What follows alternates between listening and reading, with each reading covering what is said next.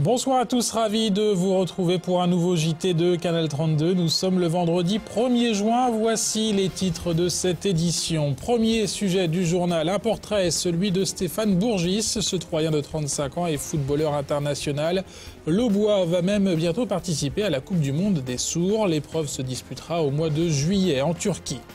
Nous irons ensuite à l'hôtel des ventes de Troyes où l'on prépare la grande vente de demain. Le clou de cette vente sera la mise aux enchères de tableaux d'un collectionneur, des tableaux conservés depuis 40 ans dans un coffre-fort. Une huile signée Valta est même estimée à plus de 200 000 €. Et puis ce sera le MAG des foires de Champagne. Parmi les reportages, une rencontre insolite et inédite avec Francis Lalanne. Le chanteur se produisait hier soir.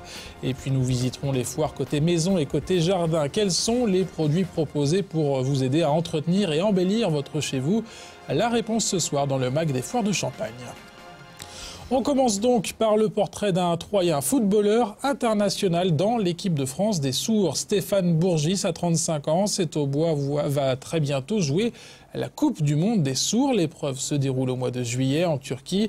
Dans la vie, Stéphane travaille à la pharmacie de l'hôpital de Troyes. Sur un terrain de football, il est gardien de but. La rencontre est signée David Mutel. Le 13 juillet prochain, Stéphane Bourgis s'envolera de Roissy pour prendre la direction de la Turquie afin de disputer la Coupe du Monde de football réservée aux sourds. Il y retrouvera l'équipe de France au sein de laquelle il a été sélectionné pour l'épreuve. Pour l'occasion, il entraînera peut-être sa première sélection au sein de la formation tricolore où il a été appelé en tant que l'un des 3 gardiens de but. C'est avec beaucoup d'honneur qu'il s'apprête à décoller pour le Bosphore.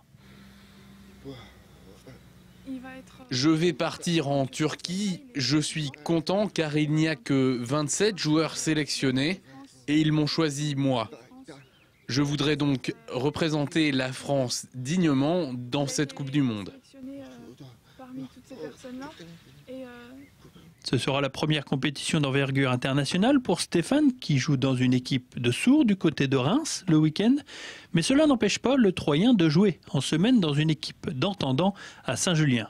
Et pour lui, la différence n'existe pas.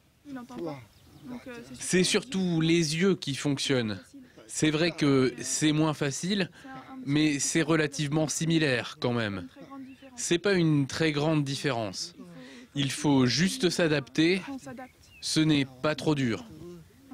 Danny Bourgis, le père de Stéphane, éprouve une certaine fierté à voir son fils évoluer sous le maillot de l'équipe de France. Lui, qui a toujours cru en les possibilités de son fils. Au départ, il jouait dans le champ. Et un jour, il y a le gardien qui s'est blessé. Et il a remplacé. Et puis, bon, du coup, il a pu quitter la place. Parce que on a vu qu'il avait ce don-là. À l'heure de disputer cette compétition, Stéphane n'a pas encore l'assurance de partir titulaire dans les cages de la sélection nationale. Mais son âge, 35 ans, lui confère une certaine expérience forcément importante pour la compétition. Et un grand merci à Louise pour la traduction. Vous vous rappelez peut-être de Mouki et Sabrina. Nous vous avions présenté ces 2 singes peintres l'année dernière. Ils étaient installés à Aix-en-Othe dans un refuge de la mission française de protection pour singes en danger. Eh bien, Mouki et Sabrina ont été saisis mercredi. Ils sont à Lyon. La justice reproche au président fondateur de ne pas détenir d'autorisation administrative pour ouvrir l'établissement. L'association se défend en rappelant que ces demandes de régularisation sont en cours.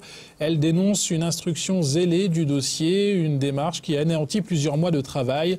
Le reportage complet dans notre édition de mercredi prochain. Une nouvelle grande vente demain à l'hôtel des ventes de Troyes. Près de 300 œuvres, des tableaux vont être mis aux enchères. Jusque-là, c'est assez classique, mais le rendez-vous de demain aura un attrait particulier avec la mise aux enchères de la collection de tableaux d'un particulier. 52 toiles seront proposées au public, des tableaux conservés depuis 40 ans dans un coffre-fort. Clou de cette vente, une huile signée Valta estimée à plus de 200 000 €. Le reportage de Geoffrey Fodami.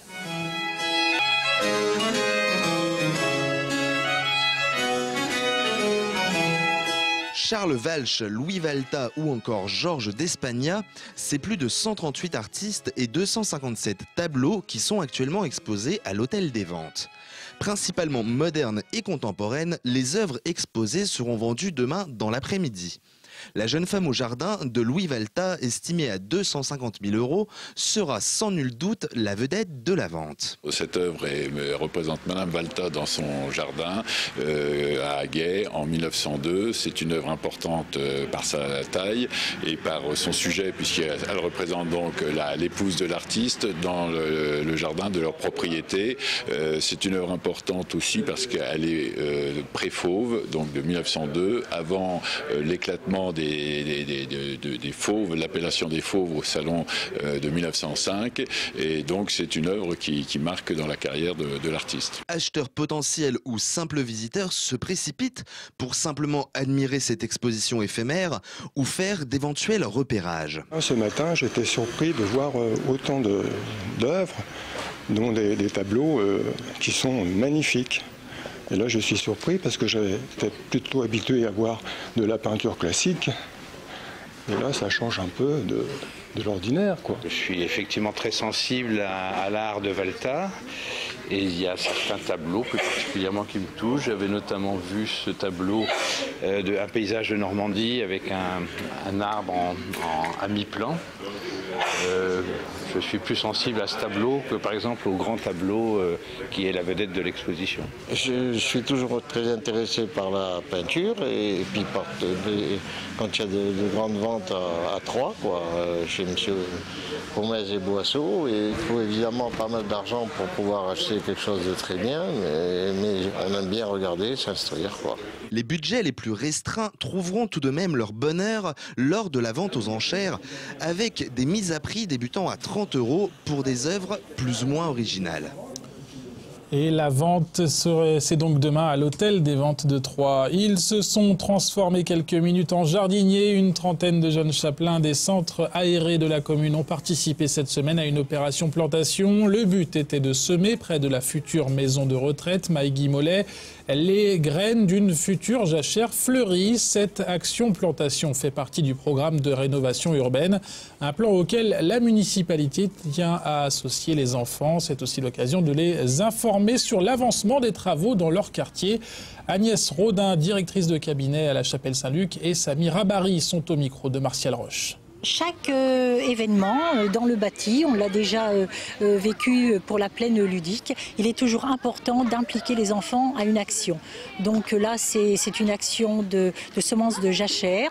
Qui dit jachère, voilà, c'est les fleurs. Et donc, ça va être magnifique. Les fleurs vont pousser en attendant les travaux de l'espace. J'étais intéressé, même déjà quand j'avais dit qu'on allait faire la jachère, ils étaient tous opérationnels. Donc voilà, ils étaient tous...